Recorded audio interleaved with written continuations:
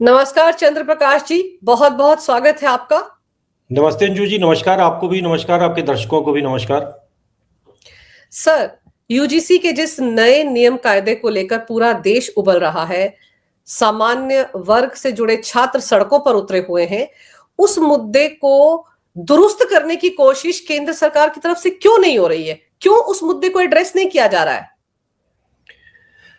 देखिए, सरकार एक विचित्र स्थिति में इस समय है। नरेंद्र मोदी सरकार के लिए जो ये जिस तरीके की पहले उन्होंने इसको कम करके आंका था, तभी तो ये नोटिफिकेशन आया। जब आया, धीरे धीरे लोगों को समझ में आया कि आखिर ये कितना बड़ा और कितना खतरनाक निर्णय है।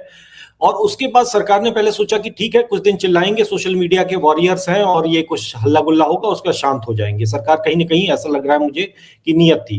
अब जब पिछले कुछ दिनों से, 3-4 दिनों से निशिकांत दुबे को आगे बढ़ाया गया और वो जो है वो डिफेंड कर रहे हैं कि यही वो सरकार थी जो ईडब्ल्यूएस लाई, और भी अलग अलग तरह के कुतर्क दे रहे हैं। पुराने डॉक्यूमेंट उन्होंने लाकर दिखाने शुरू किए कि भाई, तो देखिए, सरकार की निष्ठा पर, सरकार की मंशा पर किसी को संदेह नहीं था कि ये मैं इसलिए कह रहा हूं कि था का मतलब ये है कि उस 13 जनवरी के पहले तक कोई, सब जान रहे हैं कि भाई इस देश की राजनीति किस तरीके से चलती है, व्यवहारिकताएं क्या हैं, जो जातियों की राजनीति है वो कैसे काम करती है। लोग उस पे कहीं ना कहीं सेटल थे। सरकार जो निर्णय लेती थी वो कहीं ना कहीं व्यापक थे। लेकिन जब ये आया है और जब लोगों ने समझा है, तो कुल मिलाकर धीरे धीरे जो एक बैकलैश हुआ है, जो पूरा का पूरा एक प्रतिक्रिया, क्योंकि कहीं ना कहीं ये सीधे सीधे आपके सुरक्षा, आपकी कमाने, आपकी रोटी, आपकी सुरक्षा, इससे जुड़ा हुआ प्रश्न है कि आपका बच्चा कल को यूनिवर्सिटी या कॉलेज में जाएगा पढ़ने, और उस पे कोई भी उसका छात्र, कोई भी जो उसका दोस्त होगा कल तक आपका, वो अगर उसको लगेगा कि इसके नंबर मुझसे ज्यादा क्यों आ गए, तो वो कह देगा कि ये सोच रहा था मेरे खिलाफ और मेरे खिलाफ जातिगत दुर्भावना इसके अंदर है। और जब ये जातिगत सिर्फ सोचने भर से, मतलब ऐसा नहीं कि उसको कुछ करना पड़ेगा, अगर वो सोच लेगा और उसको लग जाएगा कि वो सोच रहा है, तो सोचने भर से आप अपराध के वो हो जाएंगे। और भारत में ऐसा नहीं कि ये सिर्फ यही कानून है, ऐसे और भी कानून है जिसको जो खासतौर से एससी एसटी का कानून है, इसी तरीके से महिलाओं की सुरक्षा के जो कानून तथाकथित बनाए गए हैं, उनका भी इंप्लीकेशन कहीं ना कहीं इसी तरीके से होता है। बार बार हम देखते हैं दुरुपयोग होता है। तो जब दो लोगों के सामने उदाहरण है कि कानून दुरुपयोग होता है, तो फिर निश्चित रूप से यहां भी दुरुपयोग होने की आशंका बढ़ जाती है। जब आप दुरुपयोग होने की आशंका की बात करते हैं, तब आप देखते हैं कि नहीं, जो कोई अगर झूठा आरोप लगाएगा तो उसके खिलाफ कोई कार्रवाई नहीं होगी। यानी अगर हमारे मतलब आपके बच्चे के विरुद्ध अगर कोई झूठा आरोप लगा देगा तो उसको कोई सजा नहीं होगी। और कुल मिलाकर इसका जीवन हमेशा हमेशा के लिए हो सकता है कि जेल में जाए। 3 साल की जेल का भी प्रावधान है। लोग कह रहे हैं कि नहीं नहीं, कोई अन्याय नहीं होगा। अरे भाई, 3 साल की जेल होगी, उसका जीवन बर्बाद होगा। तो अब सरकार को समझ नहीं आया कि अब हम इस पे कैसे रिएक्ट करें। तो निशिकांत दुबे सामने लाए गए और वो कहीं ना कहीं बैकफायर कर रहा है। उससे और इनकी देखिए, जब तक निशिकांत दुबे सामने नहीं आए, तब तक तो ऐसा लग रहा था कि शायद सरकार बचाव में है। सुप्रीम कोर्ट के माध्यम से रास्ते कहीं ना कहीं ये कोई गलती हुई है, और गलती क्यों हुई है छोड़ देते हैं हम, क्योंकि सरकार के अपने आंतरिक कई अंतर्विरोध हैं नरेंद्र मोदी सरकार के, जिसके कारण ऐसी गलतियों की संभावना हमेशा बनी रहती है। ऐसे मंत्री हैं, ऐसे अधिकारी हैं जो इस तरीके के डैमेज करते रहते हैं। धर्मेंद्र प्रधान भी जो शिक्षा मंत्री हैं, वो भी उनमें से एक है और उनमें से प्रमुख है। तो वो जब हुआ तो लोगों ने सोचा चलो ठीक है, किसी स्तर पर गलती हुआ, सरकार सुधार लेगी सुप्रीम कोर्ट से या कहीं से। लेकिन जब ये व्यक्ति सामने लाया जा रहा है, एक सांसद जो कि जाति से ब्राह्मण है, तो वो जब डिफेंड कर रहा है तो लोगों का संदेह बढ़ रहा है। और अब ये स्थिति ये है कि जैसे 1990 में वीपी सिंह सरकार के समय में एक मंडल आयोग आया था, और उस वक्त जिस तरीके का बैकलैश आया था, ये नरेंद्र मोदी सरकार का मंडल आयोग मूवमेंट है कि अब आप उस दो राहे पे रहो कि मैं इधर जाऊं या उधर जाऊं। आप अगर इधर जाओगे तो भी आप उधर से मारे जाओगे। ये एक सोया हुआ जिन्न था, एक मतलब एक बोतल में बंद जिन्न था, जो कहीं ना कहीं समाज सेटल था, समाज अपने सामान्य रूप से चल रहा था। आपने उसको छेड़ा, अब आप समझ नहीं पा रहे हो कि अब हम किधर जाएं। और अब इस समस्या ये है कि अभी कुछ दिन पहले यही सरकार कह रही थी कि भाई हम बटोगे तो कटोगे और एक है तो नेक है। अब वही सरकार अगर हिंदू समाज को ही इस तरीके से बांटती हुई दिख रही है, मैं कह रहा हूं, मैं किसी नियत पे या किसी की निष्ठा पर संदेह नहीं करना चाहता, लेकिन अगर आप ऐसा करते हुए दिख रहे हैं तो आप पर संदेह होगा। और वो संदेह जब होगा तो यही क्रेडिबिलिटी जो है नरेंद्र मोदी की पूंजी थी, पूरी 13 वर्षों की जो राजनीतिक पूंजी थी, वो यही क्रेडिबिलिटी थी। आज उसी क्रेडिबिलिटी पर हमला हुआ है। और ये हमला क्यों हुआ है, कैसे ये स्थिति आई, ये इसकी चिंता भी हम लोग नहीं कर सकते, इसकी चिंता नरेंद्र मोदी को ही करना पड़ेगा, क्योंकि किस तरीके के लोगों को आपने मंत्रालयों में सलाहकार बनाया है, किन निकम्मों को आपके भरोसे आपकी पूरी सरकार चल रही है। शिक्षा जैसे क्षेत्र में, सूचना प्रसारण जैसे क्षेत्र में आप किस तरीके के लोगों से काम चला रहे हो। आज भी सच्चाई यही है कि वही जो हम कह के हम निकल जाते हैं कि भाई सिस्टम उनका और सरकार हमारी, उनकी है तो क्या हुआ, सिस्टम हमारा है। आज भी आप देखते होंगे कि सुप्रिया श्रीनेत और राहुल गांधी लगातार इस तरीके के ट्वीट करते हैं कि सरकार तुम्हारी है तो क्या हुआ, सिस्टम हमारा है। वो दम से बोल रहे हैं और आप कुछ नहीं कर पा रहे हो। आपके पास टैलेंट की कमी है, आपके पास उस बौद्धिक गहराई की कमी है जिसके अंतर्गत ऐसे षड्यंत्रों पर रोक लगाई जाती है।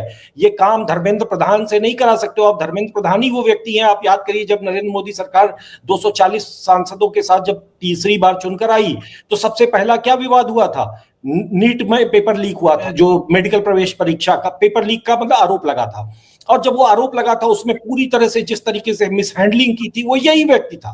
ये व्यक्ति जो है वो कैपेबल नहीं है, ये बार बार उसने सिद्ध किया है। वो बहुत अच्छा राजनीतिक रणनीतिकार होगा, लेकिन वो आपकी जो सरकारी जो गवर्नेंस है उसमें आपको समस्या में डाल रहा है। और वो समस्या में इसलिए नहीं डाल रहा है कि वो इनकैपेबल है, इसलिए भी डाल रहा है कि उसके चारों तरफ जिस तरीके के सलाहकारों की मंडली है।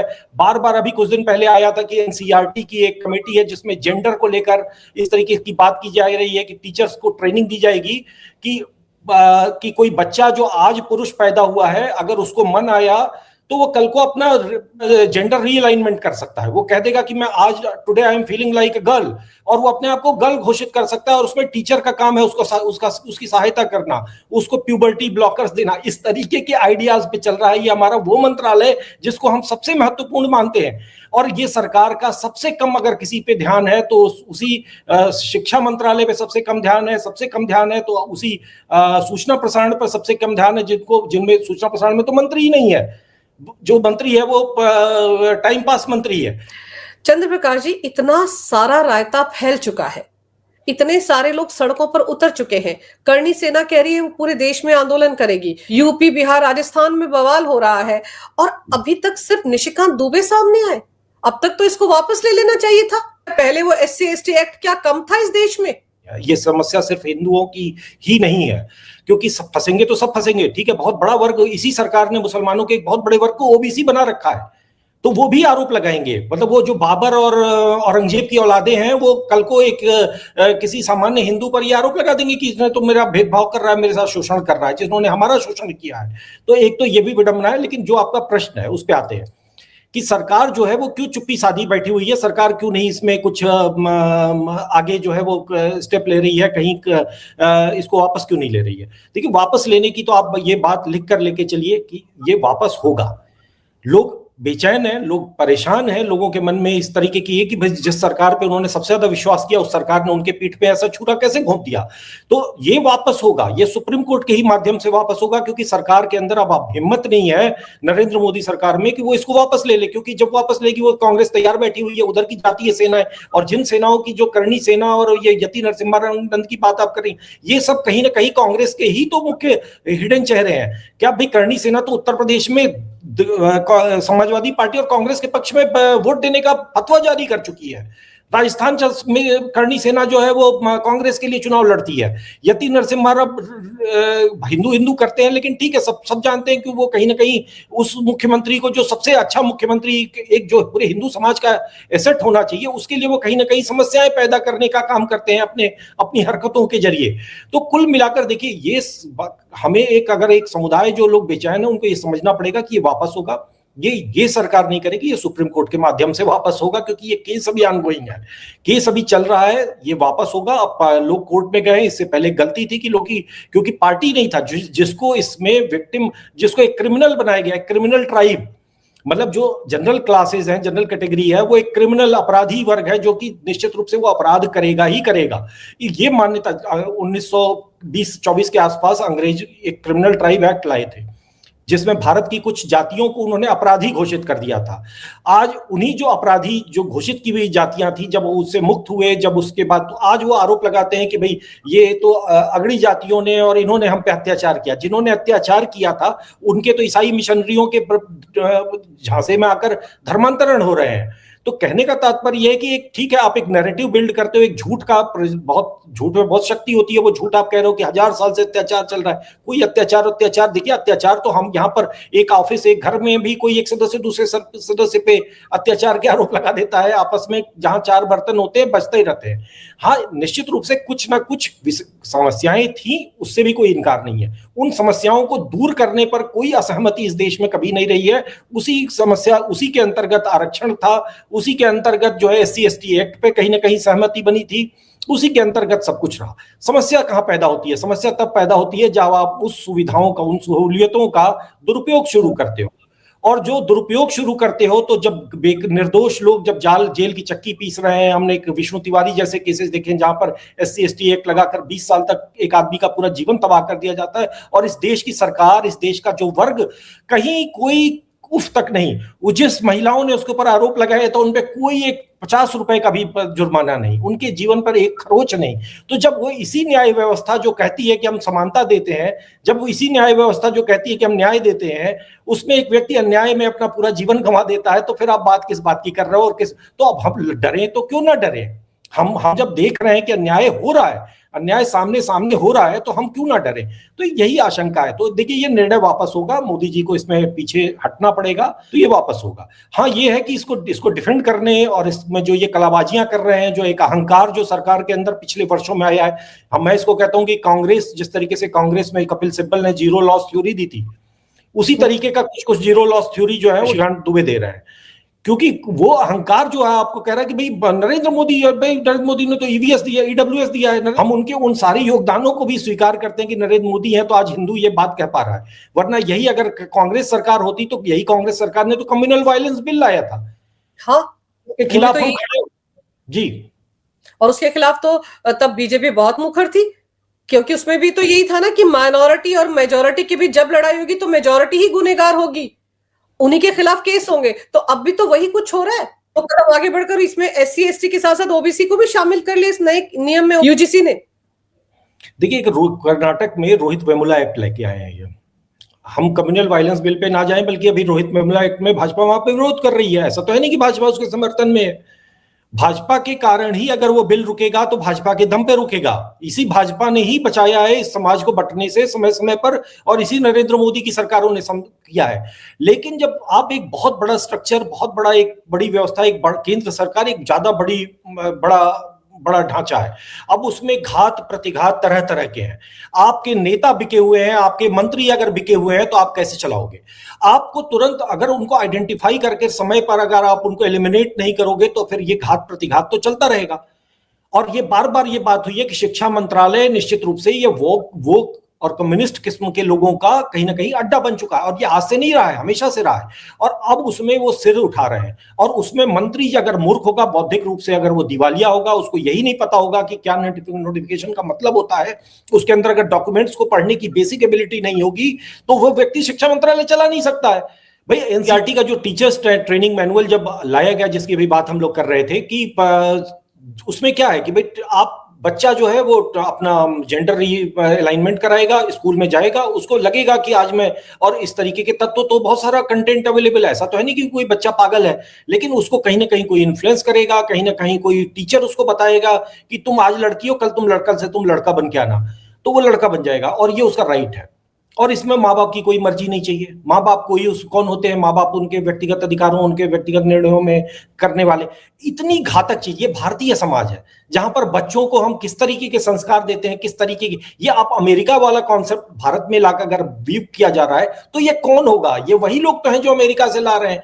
और ये भी आइडिया, ये जो UGC का गाइडलाइन है, जिस तरीके से लाया गया, ये इनका जन्म कहीं ना कहीं अमेरिका में होता है, और अमेरिका से होकर इंपोर्ट हो जाता है। और चंद्र प्रकाश जी, 2012 का एक नियम था जो पहले से लागू था, तो अचानक से 2026 में इस नियम में बदलाव क्यों किया गया, और SC/ST के साथ साथ OBC को क्यों जोड़ा गया? क्या यहां पर भी आपको कोई वोट बैंक की राजनीति दिखती है? देखिए, क्यों जोड़ा गया, ये एक बैठे हैं तो कुछ ना कुछ करना है, वरना तो कोई ऐसी विशेष समस्या नहीं थी। लेकिन एक इस बीच में 2 कांड हुए थे, जिसका आपने सुना होगा। एक रोहित वेमुला नाम का OBC छात्र था, जिसने फर्जी सर्टिफिकेट से अपने आप को एससी घोषित कर रखा था, और उसके वामपंथी दोस्तों को, जिस वामपंथी संगठन में उठता बैठता था, जब उनको पता चला कि इसका सर्टिफिकेट फर्जी है और ये तो ओबीसी है, एससी नहीं है, तो उन्होंने उसको ब्लैकमेल करना शुरू किया था। और ये बात मैं अपने मन से नहीं कर रहा हूँ, कर्नाटक पुलिस की रिपोर्ट में है। और उसमें यह था कि वो एससी नहीं है, वो ओबीसी है, और उसने आत्महत्या कर ली उस डर के मारे कि उसकी पोल ना खुल जाए। उसका इसी तरीके से एक मुस्लिम लड़की पायल सलीम तड़वी, उसकी आत्महत्या की एक घटना हुई थी, उसका भी ऐसा ही कुछ फर्जी केस था, और वो भी कोई कांड नहीं था। लेकिन इस देश का मीडिया और इस देश का पूरा वामपंथी तंत्र मिलकर किसी भी गधे को घोड़ा, घोड़े को गधा प्रूव कर सकता है। तो ये दो फ्रॉड्स थे जिनके घर वालों को इसके लिए सजा मिलनी चाहिए थी। जैसे ये आज रोहित वेमुला की मां जो है नेता बनी घूमती है, उस महिला को सजा होनी चाहिए कि भैया उसने एक ओबीसी वर्ग की होकर उसने एक एससी छात्र का हक मारा ना। अगर आज मैं जाकर एक किसी एससी का सर्टिफिकेट बनवा लूं और किसी यूनिवर्सिटी में एडमिशन पा लूं, तो इसका या कोई नौकरी पा लूं, तो इसका मतलब तो ये हुआ ना कि मैंने किसी अनुसूचित जाति के छात्र की रोटी, उसका हक मारा है। तो जिस रोहित वेमुला ने एक अनुसूचित जाति का हक मारा, वो जो है अनुसूचित जातियों का हीरो बना दिया गया।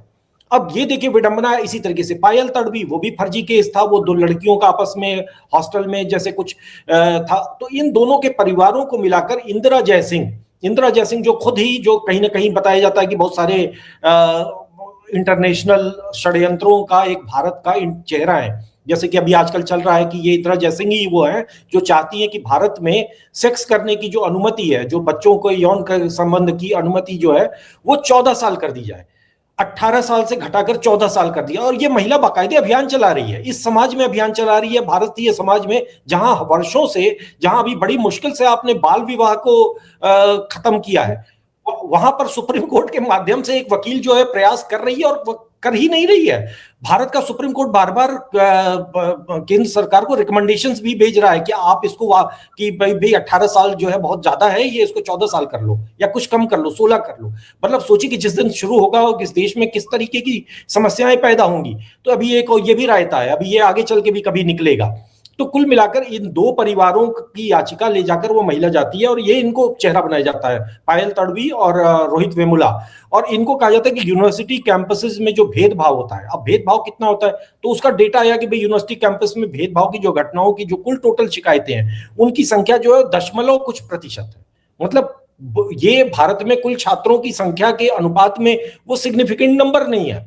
उनमें भी जो है कार्रवाइयां होती हैं, उनमें भी भाई एक मैकेनिज्म है, SC/ST एक्ट है, यूनिवर्सिटी के तमाम लॉज हैं, लेकिन नहीं, उससे काम नहीं चलेगा, हमको स्पेशल लॉ चाहिए।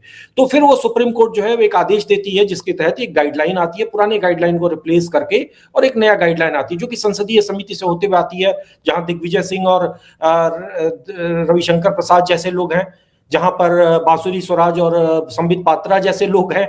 और उन लोगों को, मतलब ये निश्चित रूप से इसमें कहीं ना कहीं इन लोगों की भी बड़ी भूमिका होगी। ये कहीं, मतलब एक आजकल एक जो फैशन चला हुआ है कि राहुल गांधी ने जब ओबीसी करना शुरू किया, तो पूरी सरकार एक दबाव में आ जाती है, और उसको लगता है कि अब हमको जो करना है वो ओबीसी के लिए करना है। अरे भाई, ओबीसी का ही तो हक। और सबसे बड़ी बात है कि इस गाइडलाइन को जब आप ला रहे हैं, आपने उसके फाइन प्रिंट्स को नहीं देखा, उसके एग्जीक्यूट होने के उसको नहीं देखा कि भाई ये कैसे एग्जीक्यूट होगा। क्योंकि इसमें सबसे जो बड़ी बात है, जिसपे बहुत कम बात हो रही है, लोग मैं देख रहा हूं कि कहीं ना कहीं समझ रहे हैं कि ये सिर्फ सामान्य वर्ग का मामला है। आपको मालूम है इसमें सबसे बड़ा जो होगा वो ओबीसी वर्ग सबसे ज्यादा पिसेगा। क्यों? क्योंकि जो SC/ST एक्ट है, SC/ST एक्ट में आज जो 81% मामले हैं, जो SC/ST एक्ट में जो फंसते हैं, 81% मामलों में जो आरोपी हैं, जिनके खिलाफ केस किए गए हैं, वो ओबीसी वर्ग के लोग हैं। और जब यूनिवर्सिटी में जब आप जाओगे, तो वहां पर भी कौन पिसेगा? वो SC छात्र जो है ओबीसी के खिलाफ शिकायत कर सकता है। तो जो आपका बच्चा, अगर आप अन्य पिछड़ा वर्ग से हो और आपका बच्चा भी जा रहा है, तो वहां पर वो भी जाएगा, उसका भी जीवन तबाह होगा। ये सिर्फ सामान्य वर्ग का मामला नहीं है। तो ये फर्जी केसेस सब पे लगेंगे, और ये अक्रॉस द बोर्ड एक ऐसी अराजकता की स्थिति पैदा होगी जिसको संभालना सरकारों और हमारी देश की न्यायपालिका के बस की बात नहीं होगी। क्योंकि जिस तरीके की बात करें, 24 घंटे में कमेटी बनेगी, 15 दिन में रिपोर्ट देगी, और फिर आप जो है उसको फांसी पे, सूली पे टांग दोगे, मतलब 3 साल की सजा दे दोगे, तो एक बच्चा, उसका तो जीवन खराब है। एक बच्चा अपने युवा अवस्था में, जिस समय उसकी एज सबसे उसका शेप ले रहा होगा उसका जीवन, उस समय आप उसको एक किसी प्रतिभाशाली छात्र को आप कोर्ट कचहरी के चक्कर लगवाओगे, फिर उसके बाद वो अपराधी बनेगा, वो किसी की जाकर हत्या करेगा, वो क्या करेगा? कुल मिलाकर एक ऐसी अराजकता पैदा होगी जो कि इस देश को, ये देश अभी उसको संभालने की स्थिति में नहीं है, और इसकी कल्पना न तो इस सरकार ने की, न इस देश की पूरी व्यवस्था ने की, और यही विडंबना इस बिल को खत्म करने का कारण बनेगी। न्यायपालिका जब बैठेगी अगली डेट पर सुप्रीम कोर्ट, तो वो ये सोचेगी समझेगी, और ये तमाशा जो है अनुसूचित जाति और सामाजिक न्याय और DI टाइप के जो ये डाइवर्सिटी, इक्विटी और इंक्लूजन टाइप की जो मूर्खताएं अमेरिका में जो झाड़ू मारकर साफ की जा रही हैं, वो भारत में जो थोपने वाले लोग हैं उनको जब तक आप साफ नहीं करेंगे ये षड्यंत्र चलते रहेंगे, जब तक ये धर्मेंद्र प्रधान जैसा व्यक्ति या फिर संघ और भाजपा के पूरे उसमें जो इन्फिल्ट्रेट हुए वो किस्म के लोग, वामपंथी किस्म के लोग हैं, इनका सफाया नहीं होगा। और इन वामपंथियों का जो प्रभाव है कि कहीं ना कहीं इनके प्रभाव में सरकारी नीतियां बार बार प्रभावित होती दिख रही हैं। ये बार बार जेंडर और ये इस सब के विषय पे इस तरीके के निर्णय दे रहे हैं जिनका जन्म आप पाएंगे कि हार्वर्ड में हो रहा है, वो यहाँ की उत्पत्ति नहीं है। यहाँ पर क्या आज से 20 साल पहले कोई कह सकता था कि मेरा लड़का कल को लड़की बन के आएगा? भाई इसी देश में अगर ये हो रहा है तो ये चमत्कार किसी के कारण हो रहा है, अकारण नहीं हो रहा, और वो कारण उसी सरकार के अंदर बैठे हुए लोग हैं जो लाखों करोड़ों रुपए के पैकेज ले रहे हैं, इसी सरकार द्वारा उपकृत हो रहे हैं। बिल्कुल सही कह रहे हैं आप, जबकि दलीलें यूजीसी की तरफ से दी जा रही कि इससे तो इक्वालिटी होगी, सबको एक जैसे अधिकार मिलेंगे, कोई डिस्पैरिटी नहीं रहेगी, एक दूसरे का उत्पीड़न नहीं होगा। सवाल तो फिर ये ना, सामान्य वर्ग का छात्र कहाँ जाएगा? अगर उसके ऊपर किसी ने अत्याचार किया तो वो किस धारा के तहत रोएगा गाएगा? उसका केस कहीं दर्ज होगा या नहीं होगा? उसका तो कोई कुछ नहीं पूछेगा उसको, क्योंकि वो तो सामान्य वर्ग से आता है। ये नियम जो है ये तो पूरा का पूरा SC ST और OBC के लिए बनाया गया है। तो ये बात तो कहीं ना कहीं सरकार में बैठे लोगों को अब तक समझ आ जानी चाहिए थी। इतना शोर मचा हुआ है, उसके बावजूद ये कान और आंख बंद करके बैठे।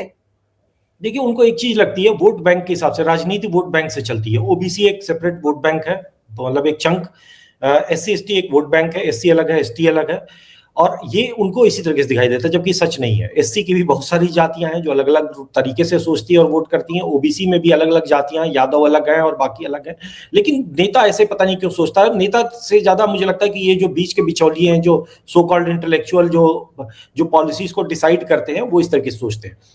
कुल मिलाकर अब देखिए, सामान्य वर्ग की जो बात आ रही है, मैंने बताया जैसा अभी आपको कि सिर्फ सामान्य वर्ग की बात नहीं, OBC का भी बच्चा पिसेगा, महिलाएं भी पिसेंगी। जिन महिलाओं को, कि जो जनरल क्लास की महिलाएं, जिसका एक उदाहरण दिया जा रहा है कि कल को अगर कोई OBC लड़का या SC ST लड़का आए और उसको प्रपोज करे और वो मना कर दे कि भाई मुझे तो तुमसे दोस्ती करना पसंद नहीं है, तो पता चलेगा वो जाके कह देगा कि इसने मेरे खिलाफ जो है, इसके मन में भाव आया है और ये इसने मेरे साथ भेदभाव किया है, और पता चला वो लड़की जेल में चक्की पीसेगी। तो ऐसा महिलाएं भी जबकि इसमें प्रोटेक्टेड वर्ग है, लेकिन महिला खुद भी इस प्रोटेक्टेड होकर भी इसकी पीड़ित बनेगी। तो कुल मिलाकर ये पूरा एक ऐसी अराजकता वाली स्थिति होगी, और सरकार अब इसको समझ चुकी है। सरकार के साथ एक बहुत बड़ी कमी है कि वो इस अहंकार के उस स्तर पे अभी पहुंच चुकी है कि उसको अपनी गलतियां मानने का मुझे नहीं लगता कि वो क्षमता है। अगर होती तो अब तक नरेंद्र मोदी जी ने जिस तरीके से आके कहा था कि तपस्या में कमी रह गई होगी किसानों वाले मामले में, जबकि वहां पर आपका निर्णय सही था, पूरा देश आपके साथ खड़ा था, तब आप आके कह रहे थे तपस्या में कमी रह गई है और हम क्षमा मांग रहे हैं। क्यों? क्योंकि वो प्रेशर वर्क बड़ा खतरनाक था, खालिस्तानियों के सामने आप झुके थे, तो खालिस्तानियों के आगे आप झुक गए थे। तो अगर एक वर्ग शांत है, कानून के साथ चल रहा है, जो संविधान को अपने मन, कर्म, वचन सब तरीके से पालन करता है, तो वो आप उसको जूते के नोक पर रखते हो। आप ये बताना चाहते हो, अगर ये बताना चाहते हो तो आप संकट में आओगे, आपके लिए आगे राजनीति करना कठिन होगा। फिर आप बिल्कुल सही कह रहे हैं कि उनको टेकन फॉर ग्रांटेड नहीं लेना चाहिए। अगर इस मुद्दे को समझ नहीं पा रही है सरकार और सुलझा नहीं पा रही है, बिल्कुल सामने आकर इसको वापस लेना चाहिए। लेकिन अब चलिए, जैसे आपने कहा कि सुप्रीम कोर्ट में इस मामले पर सुनवाई चल रही है, वहां पर देखते हैं अगली सुनवाई के दौरान क्या होता है। सुप्रीम कोर्ट के माध्यम से ये राहत लोगों को मिलती है, लेकिन ये राहत मिलनी जरूरी है। एक बहुत ही गलत परिपाटी की शुरुआत हो रही है इस कानून के जरिए, इस नए नियम के जरिए, तो इस पर तो ध्यान देने की सख्त जरूरत है। वरना हम अपने बच्चों को, अभी मैं अपने बेटे को सामान्य कैटेगरी क्या होती है, वो फॉर्म भर रहा है तो बताना पड़ता है जनरल कैटेगरी में अपना नाम लिख, उसके बाद तो पता नहीं मुझे आने वाले दिनों में उसको और क्या क्या समझाना पड़ेगा। हमारी भी दुविधाएं और दिक्कतें बढ़ने वाली हैं और हमारे बच्चों की भी बढ़ने वाली हैं। ये हम सबको आज की तारीख में समझना जरूरी है। और सबसे इंपॉर्टेंट ये है कि जिन्होंने ये नियम कायदे बनाए हैं उनको भी समझना होगा कि जनता की पल्स, जनता का रिएक्शन किस तरफ जा रहा है। आपने समय निकाला चंद्र प्रकाश जी, इस विषय में बहुत ही अहम जानकारी मेरे दर्शकों को दी, आपका बहुत बहुत धन्यवाद। नमस्कार, भारत माता की जय, वंदे मातरम, जय श्री राम। जय श्री राम।